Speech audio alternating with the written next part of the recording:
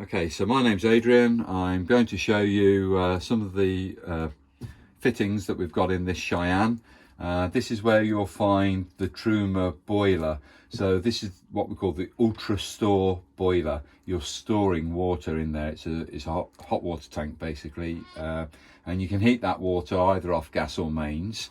Immediately in front of where the boiler is located, you've also got the Gasifier. So between here and here, this is the gas heater itself, stroke mains heater. Both of these appliances work off mains electrics as well as gas. If it's working on mains, you need these two little switches to be on. One of them says Ultrastore, which is what this one does. That's the Ultrastore, so that's for that particular unit there. And the Ultraheat is going to be then for the actual fire, your room heater.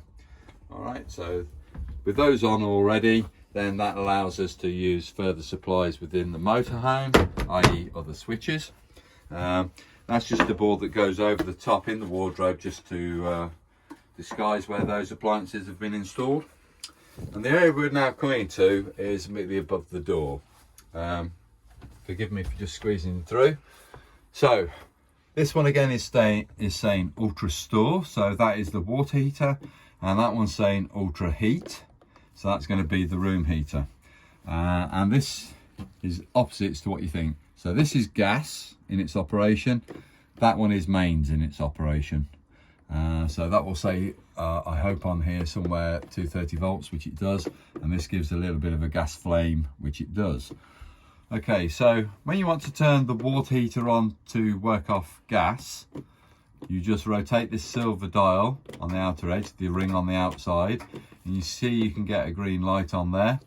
You might have heard in the background a little bit of a clicking, which is the boiler and solenoid valve opening up. So turn it off again. There it is there. So that is the ignition sequence taking place.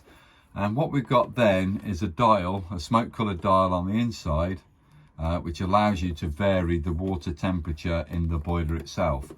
In this particular case, we can have it as high as 70 degrees, but as low as 30 degrees. That is the 30-degree position. 70 degrees is over there. And as I say, the outer ring you turn, the silver ring you turn to turn it on or off. If you do get a green light on, the boiler is working fine.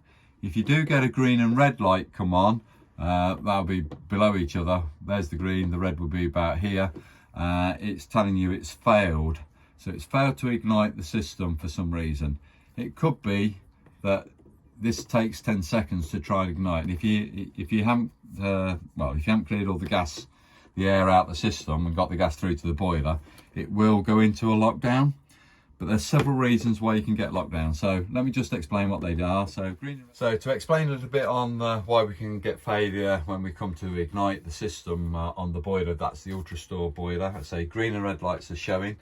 The first thing I would just check is to make sure that we have removed the flue cowl cover on the outside of the boiler. It's like a balance flue, and this cover has to be removed for the exhaust and for fresh air to be drawn in for combustion. So if that cover's in place, then the boiler won't ignite and you'll get a green and red failure. So that's the first thing that has to be removed on the Ultrastore boiler. Secondly, I mentioned about the gas supply not getting through in time. It takes 10 seconds. If it fails to ignite within that 10-second period, you'll get a green and red light failure there. If you know you've turned the supply on, you've got a full cylinder, just turn the circle back off again and turn it back on again. It goes through the 10-second cycle of trying to reignite. So that's something you could just do on the switch while it's going to fail. So you reset it and then turn it back on again. Yes, you could have an empty cylinder. Yes, you haven't turned the gas supply on, and they could be quite easily some of the other reasons why that has failed. If you do get green and red and you've done all that and you can't understand why, it may be a low battery. That could cause it, but we know we've got good supply and the charge is working. They're the main reasons why. So that's on that particular valve there. And I'm going to now demonstrate the main side of it. So moving on to further areas on this consumer unit. We have got a double light switch on here. They're just for internal lights around the perimeter of the overhead lockers. But I want to come over to the Ultraheat. This is where I'm mainly coming to. This is to work the room heater on main supply. So mains has to be available. We must have one of the isolator switches in the back end of the wardrobe turned on. That's the one on the right hand side. It says Ultraheat on it. And then that allows you to bring supply back over to this switch here. So again, we're turning the outer dial. The silver dial is what we're turning. And I want you to note on the panel, if you can see it on the illumination, you've got 2000, a 0, a 500 or 1000. That's half a kilowatt, 1 kilowatt, 2 kilowatts, and that's the easiest way of trying to remember it. But for some reason, the 2000 is segregated away from the 500 and 1000. There is a reason for that, which I'm going to explain.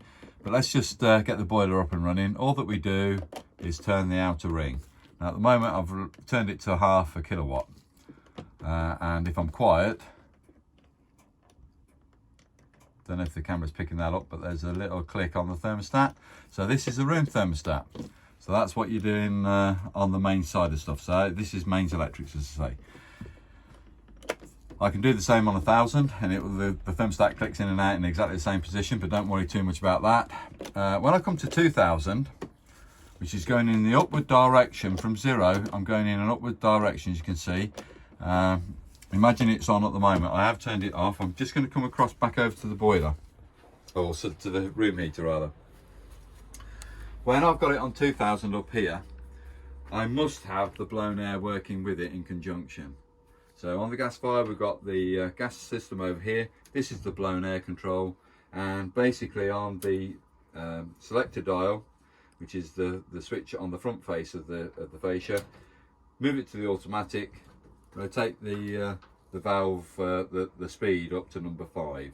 You have got a variable speed. You can go anywhere from as low as 1 and increasing that speed all the way up to number 5. But we have talked about this before on another video. You will find that located on there, working in conjunction with mains. I just needed to point it out on this particular video that I'm making now. So I'm going to just now put that back to the off position and just finish off on the panel above the door.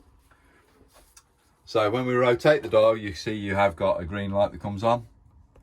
So that's now obviously in an on position. The 500 and 1000, more for summer use. Obviously just getting a bit chilly at night time, but obviously if it's in depth of winter, you're going out, you need it on 2 kilowatts. And that's a simple operation on that particular unit. Thank you for listening to this video.